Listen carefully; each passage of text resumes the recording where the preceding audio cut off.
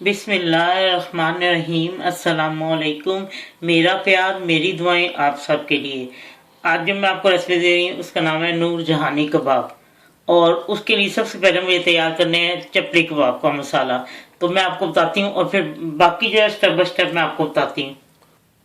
जी, इसके लिए मैंने कीमा हाफ किलो लिए, बीफ का कीमा है। और उसके साथ मैंने एक बड़े साइज का जो प्याज होता है उसको बारीक चॉप कर लिया है और उसका पानी भी निकाल दिया था मैंने। उसके बाद मैंने ये चपली कबाब मसाला, आप मेरी चपली कबाब की रेसिपी देख सकते हैं। ये मसाला मैं दिया है, ये मैंने 2 टेबल स्पून, अगर आप बाजार से पैकेट लेते हैं तो हाफ पैकेट से ज़्यादा वो डलेगा। और 2 टेबल फुल जो है वो आटा डालना है। आप कॉर्नफ्लोर भी डाल सकते हैं या आटा, दोनों में से कोई चीज़ डालें। मैंने आटा डाला है और जो नॉर्मल रोटी के लिए होता है। और 4 अदरक मैंने बारीक सब्जी मिर्च काटी है, 1 टेबल स्पून जो अदरक लहसुन का पेस्ट और 1 अंडा। और बीच में धनिया भी डालते हैं लेकिन बाद में डालूंगी, अपने पहले आपको मिक्स करके दिखाते हैं। जी, मैंने अंडा इसमें डाल दिया। ये तकरीबन जो है ना 25 ग्राम बनता है। मैंने बना के रखा हुआ है और मैंने 25 ग्राम लिया है, यानी कि 2 टेबल स्पून फुल या थोड़ा सा ज़्यादा उससे ले लें। अब मैंने चपली कबाब जो कबाब का मसाला डाल दिया। प्याज जो मैंने डालने हैं और हरी मिर्च, आटा और अदरक लहसुन का पेस्ट। अब मैं ये सारी चीज़ों को मिक्स करके अच्छी तरह फिर मैं आपको दिखाती हूँ, ठीक है।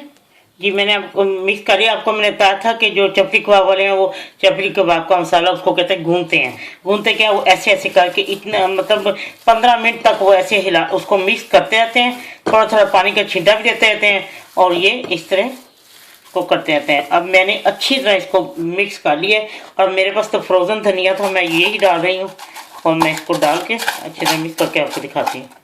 जी, अब मैंने ये सारा अच्छी तरह इसको जैसे गूंदते हैं ना वैसे गूंद के इसको अच्छी तरह रख लिए।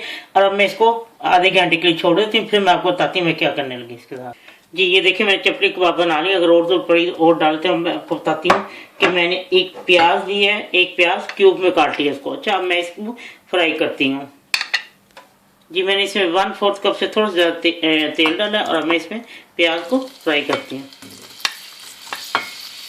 ये प्याज बस इतने ही फ्राई करने हैं, उसको ज़्यादा नहीं करना।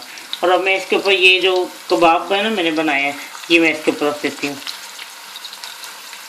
अब इसको थोड़ी देर फ्राई करना है लेकिन इसको हिलाना नहीं है, बस अभी मैं आपको बताती हूँ। ये देखिए, इसको उल्टाना नहीं है और ना इसको हिलाना है, बस अगर आपने हिलाना है इसको बस देखिए को इस तरह पकड़ के, ठीक है। और अब इसके ऊपर ये शिमला मिर्च, मुझे तो येलो हमारे घर में ज़्यादा पसंद लेकिन मुझे ग्रीन पसंद है, मैंने येलो डाल दी है। ये ऊपर कटे हुए इसके क्यूब्स में काटनी है और इसके ऊपर डाल देना है, ठीक है।